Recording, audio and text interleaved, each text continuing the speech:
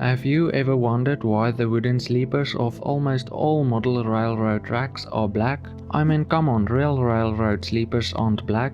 So why are the sleepers of all model railroad tracks black? Well, I did some research, but I couldn't find anything, and no one seems to know the answer.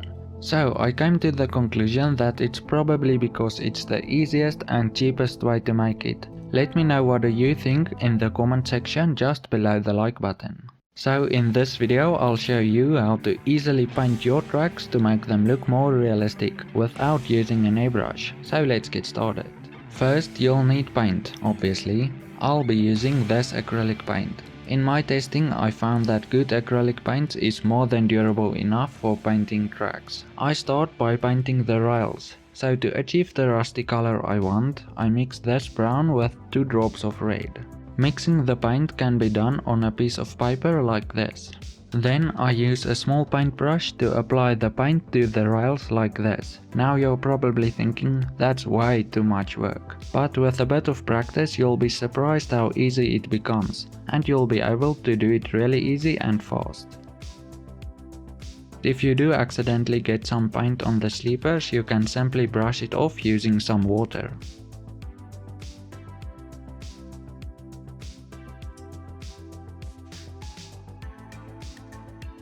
And you'll discover new ways to do it more efficiently. Like I discovered that if I use the other rail as a guide like this, it's much easier. But one of the most important things is to have good lighting, so that you can clearly see what you are doing. Luckily this is not an issue for me.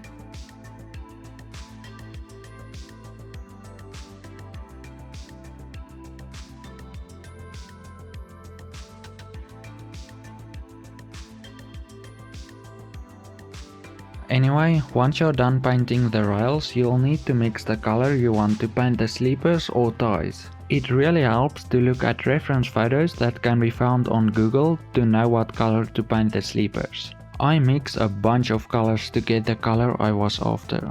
To make the tone of this color match the rusty color of the rails, I also add a bit of red.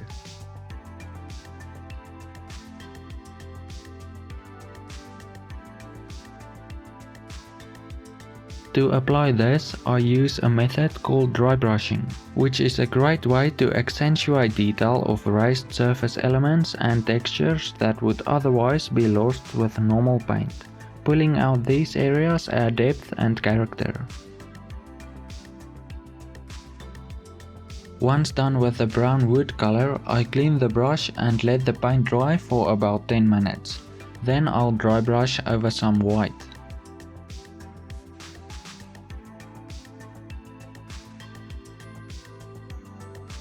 It's important that the brown is completely dry, otherwise the paint will start mixing. It's okay to exaggerate the colors a bit, because next step is to apply a dark wash.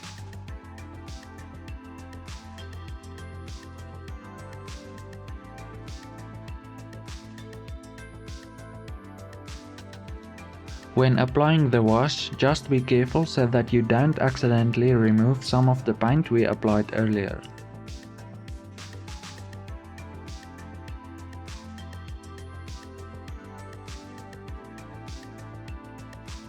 After applying the wash, let the paint dry for a few minutes. Then remove the excess paint using a paper towel or toilet paper. If it's a bit too much white, you can simply dry brush over some more brown. Once you're satisfied, let the paint dry for an hour or 2.